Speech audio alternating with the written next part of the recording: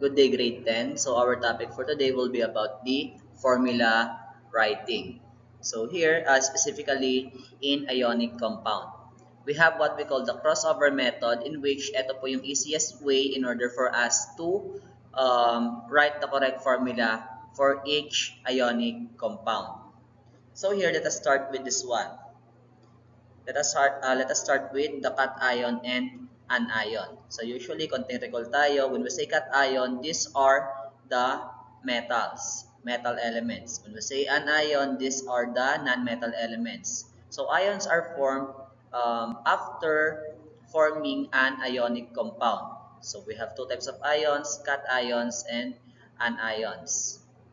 And since cations natin is metal, it has a positively charged. So cations are the positively charged ions, and an ion is a negatively charged ion. So that is just for the recall. So here, let us have this one. Let us try to make a compound between the magnesium and fluorine. So first of all, step number 1 natin is sulat muna natin. So we have magnesium together with its charge. We have positive 2.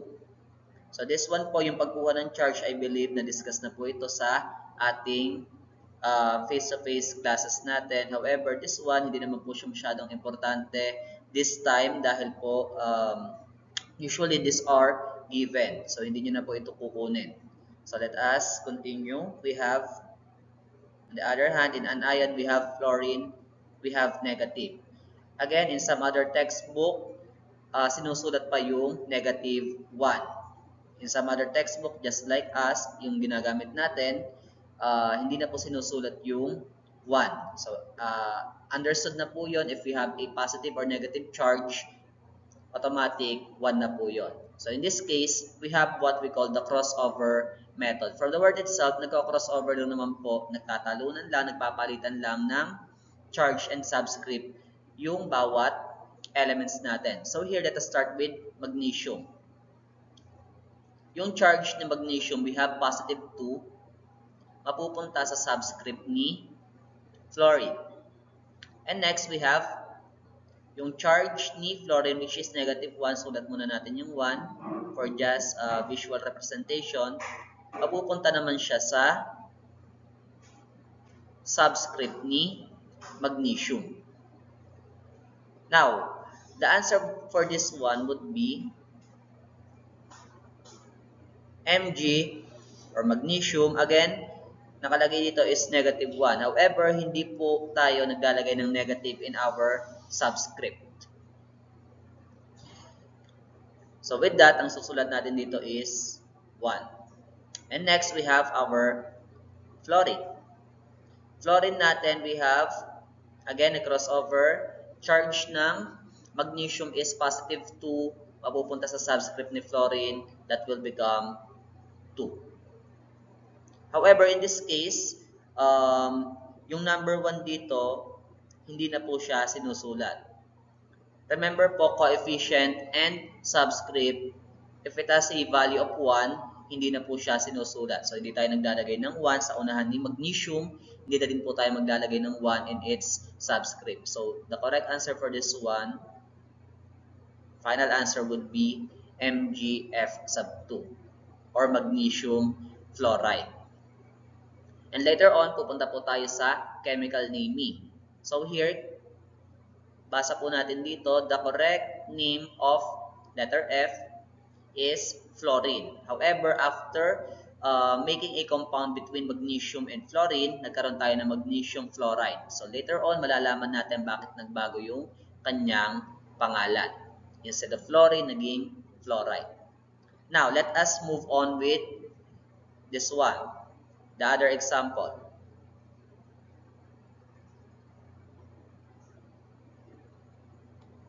So we have magnesium. Same method lang po, same process. So we have magnesium, we have positive 2 as its charge. Oxygen natin has negative 2. And ulitin lang natin yung ginawa natin, crossover. So here, yung positive 2 or yung 2 mapupunta kay oxygen. Yung negative 2 or yung 2 ni oxygen, charge niya is mapupunta kay magnesium. So in this case, pwede nating isulat na Mg2O2. However, this is not our final answer. I have explained sa face-to-face classes natin yung traditional way natin of getting or writing the correct formula of ionic compound, in which ang nilalagay natin sa subscript is hindi po yung charge. Shortcut method lang po itong crossover natin. Ang nilalagay po natin is yung multiplier nila, in which in this case, ang multiplier po ni 2 tsaka nitong 2 is 1. But in this case, since we are using crossover method, nag-shortcut tayo, ang gagawin na lang natin dito is, kumbaga sa math, is a simplest term na lang po natin ito. And since they are both divisible by 2, we will divide both subscripts by 2. So we have 2 divided by 2 is 1. Final answer for this one would be magnesium oxide. So since 1 na po yung ating subscripts in both elements, hindi na po siya isusulat. So we have magnesium oxide. Now, let us move on with the next slide.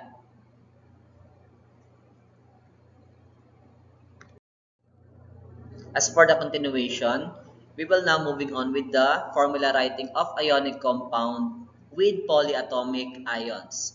So earlier, kanina, ang ginawa natin ng crossover method is just between two elements. In which, in this case, meron tayong tinatawag na polyatomic ions. So these polyatomic ions, from the word itself, poly, ibig sabihin, it is made up of two or more elements in a single substance. So isang substance lang po yan, and we will pair it with another element. So in this case, same process lang din po ang gagawin natin. So we have our crossover method. Kung ano po yung ginawa natin kanina, same lang po ng gagawin natin ngayon. So let us have this one. So we have aluminum with a charge of positive 3, and we have what we call sulfate.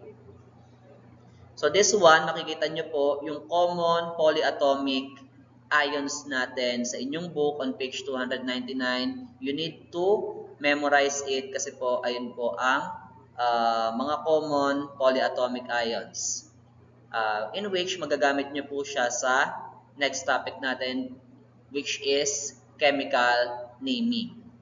So here, nagsusulat pa lang tayo ng formula. Kailangan alam na din po natin yung tawag sa kanila. So this one is called sulfate. Next, crossover method natin. Again, positive 3 or yung 3 mapupunta dito kay sulfate. Yung 2 mapupunta kay aluminum. So if we are going to write this one, so we have aluminum, yung atin pong 2, magiging subscript ni aluminum. Next, we have sulfate natin, we have 4. Then, meron tayong 3 for our subscript. However, this is not our final answer. In this case, kailangan po natin lagyan ng parenthesis, si sulfate. Now, if you are going to ask, Sir, kailan lang po naglalagay ng parenthesis in a polyatomic ion? So, naglalagay lang po tayo ng parenthesis if the subscript of the polyatomic ion is more than 1. So, kung 1 lang po ang kanyang subscript, there's no need for you to write the parenthesis. So, ito po, papakita natin sa second example natin. So here we have this one. So we have magnesium and we have the carbonate. So here, magnesium, sulat lang natin. So we have magnesium, step 2. We have the carbonate, which is negative 2. Again, crossover method. Yung 2 mapupunta sa subscript ni carbonate, yung 2 which is charge ng carbonate mapupunta kay magnesium. So as we write this one, so we have Mg2 parenthesis natin CO3 or carbonate, that is 2. However, this is not our final answer. Again, using the traditional method in formula writing, kailangan po makancel natin to. Kasi po ang ginagamit natin, hindi naman po natin nilalagay yung charge po nung mismong element or ions natin. Ang nilalagay po natin is multiplier. In this case, multiplier po nung 2 is 1. So let us divide both sides by 2. So we have magnesium. In this case, yung parenthesis natin matatanggal na. Bakit? Yung subscript po sa labas nung polyatomic ion natin is 1 na lang. So therefore, there is no need for you to write the parenthesis. Tuloy-tuloy na po yan. So we have CO3. Or this one, we call this one magnesium carbonate.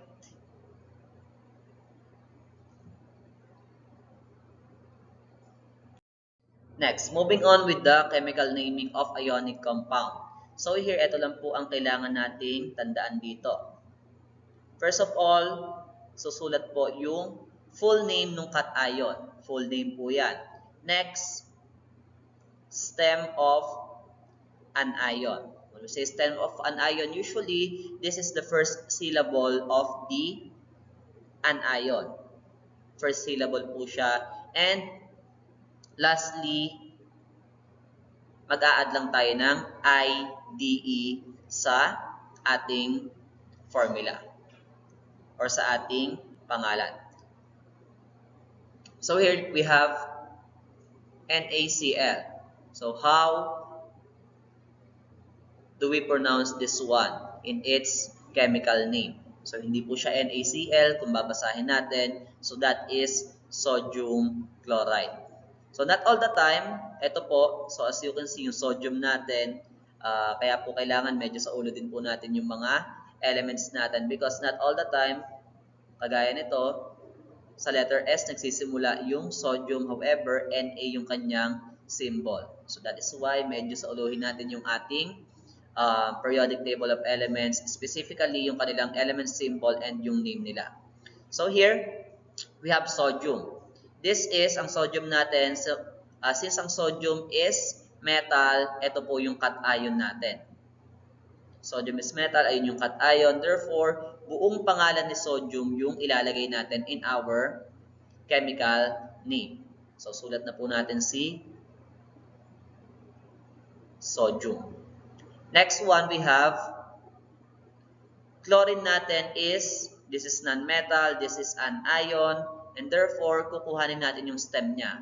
And again, when we say stem name, usually this is the first syllable of the name of that anion. So in this case, we have chlor. So isusulat natin yan. Next, for our last step, idadagdag lang natin yung IED doon sa stem name of an ion. So in this case, NaCl is sodium chloride. Now let us have another example. Let's say for example, we have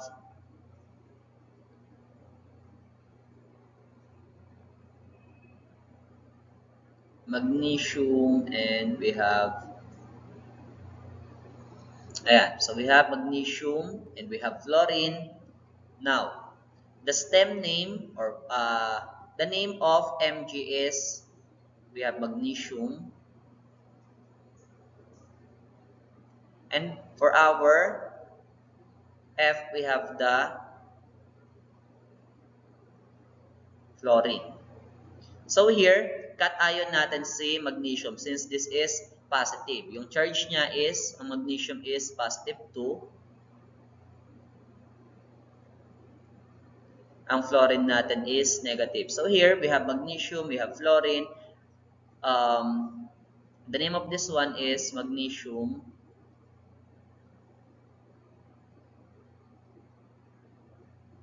And first syllable or the stem name of fluorine is fluor. Then just add IDE. So resulting to magnesium fluoride. So this one, magkasama po siya. Wala lang po tayong space dito. Magnesium fluoride. Tuloy-tuloy po yan.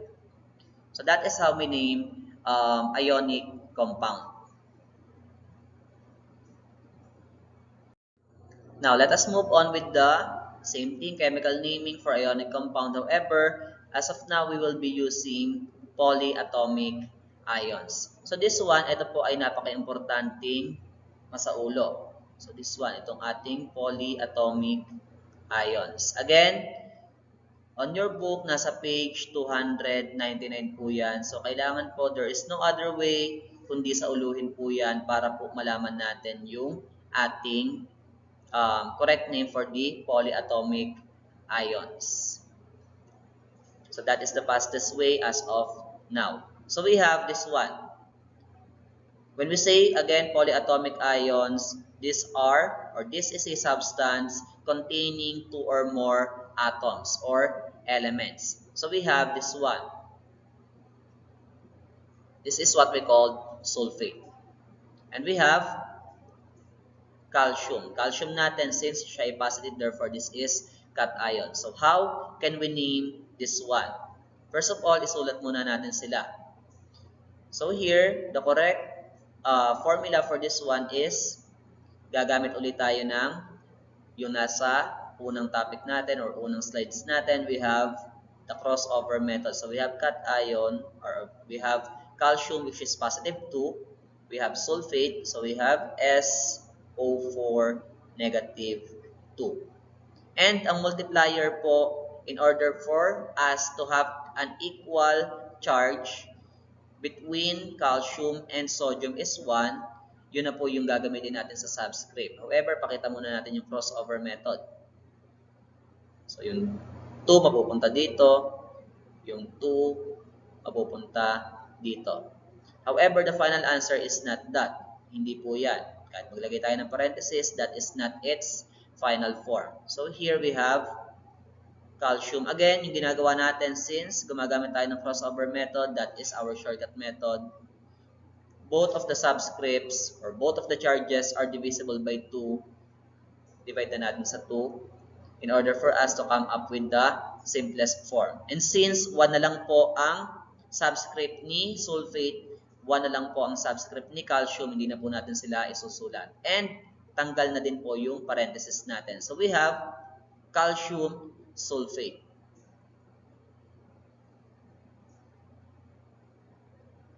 So this is our correct formula. Now, how do we name this one? Ganito lang po ang ginagawa. So here, first, let us write the full name of the cation. Our cation here is, ang technique po dito is, hanapin nyo muna kung alin yung may positive charge. Those are the cations. In this case, nag-iisa lang po ang ating cation. So we have calcium. Calcium natin. Next. So this one, it is impossible for you to write it kung hindi mo alam kung ano yung tawag sa polyatomic ion na given natin. So here, this is called sulfate. As simple as this one, gagawin mo lang, idudugtong mo lang siya sa pangalan ni cation. So we have calcium sulfate. And with that, kuha na natin yung pangalan niya. Let us have another example.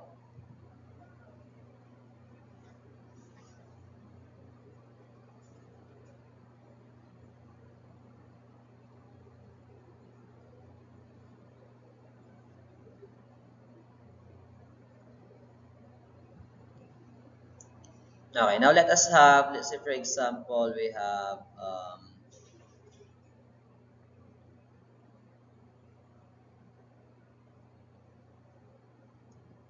or let us use this one para medyo maiba naman. So we have potassium and we have our carbonate. So here, again, method natin. Kunin muna natin yung correct formula for this one. Crossover method. So we have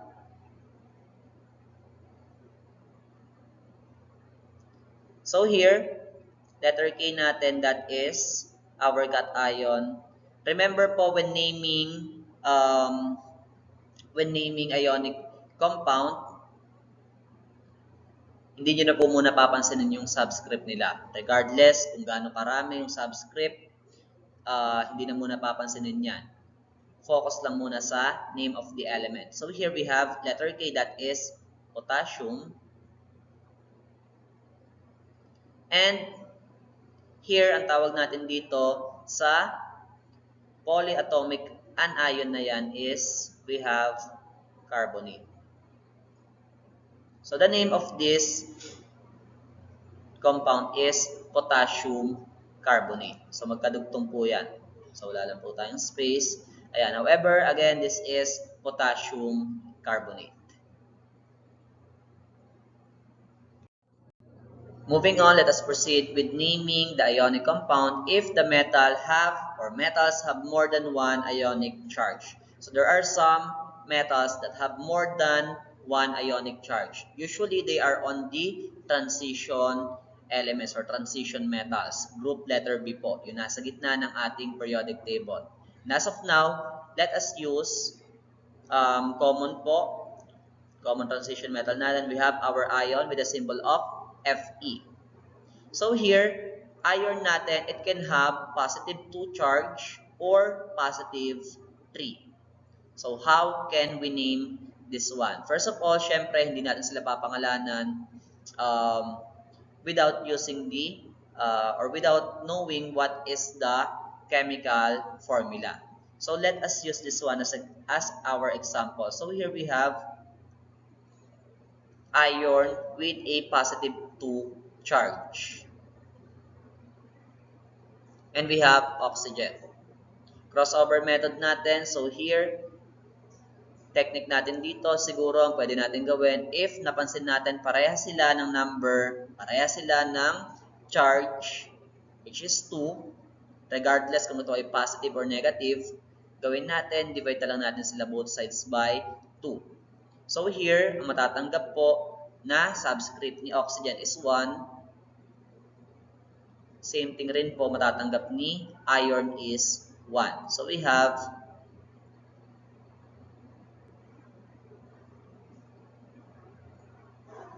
yan. So we have FeO. So later on, aalamin natin kung ano yung pangalan niya.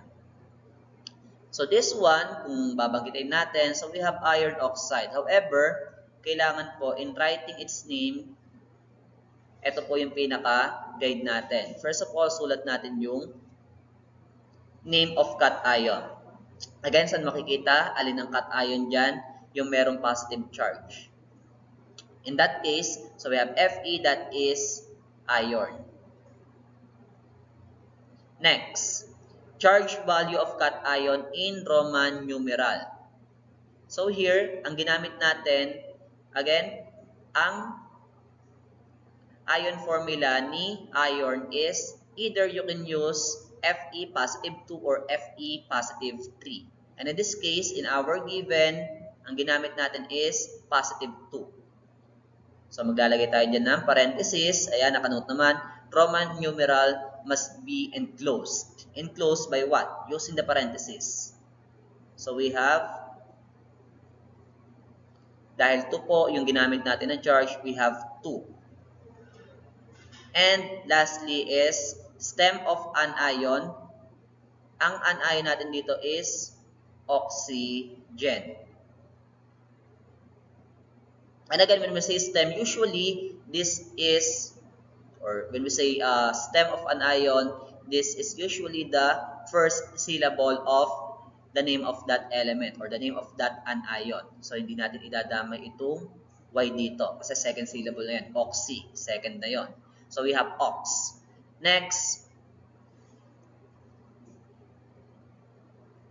we have to add the letters IDE. So here we have iron oxide. Now, what if we will use this one, same as this one, however, ang papalitan natin si iron or yung charge ni iron. So we have, let us use as this one as an example, we have Fe instead of positive 2, gagamitin natin is positive 3. Oxygen natin, hindi magbabago yan. That is negative 2. So in this case,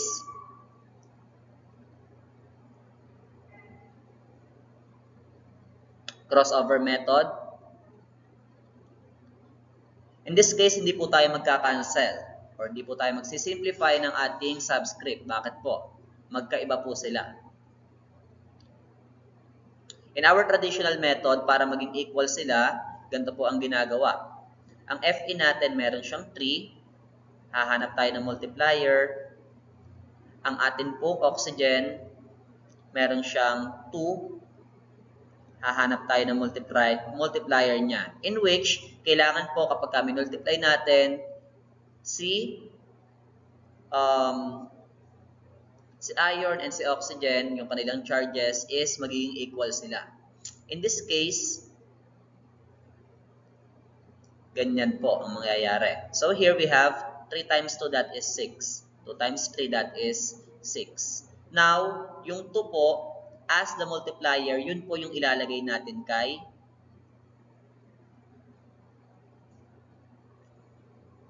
iron. Oxygen natin, ang multiplier na ginamit sa charge niya is 3. Again, this is the traditional one. Ayan. Now, kung yung crossover po yung ginamit natin, much simpler lang. Yung 3 as charge of iron, magiging subscript lang ni oxygen. Yung 2, ito pong 2, magiging subscript lang ni iron. In this case, if we are going to name this one, same lang din naman siya ng pronunciation, that is iron oxide. However, when it comes to its name, ganito po siya isusulat. Again, the name of cation is iron. So we have iron plus charge value of cation in Roman numeral. Remember, Roman numeral number should be enclosed or must be enclosed. In this case, ang ginamit natin kay iron is positive 3. So, since siya ay positive 3, maglalagay tayo ng Roman numeral number 3. Then, stem of our anion, that is ox. Then, add tayo ng IDE. So, we still have our iron oxide. However, nagbago po ang ating Roman numeral number for iron.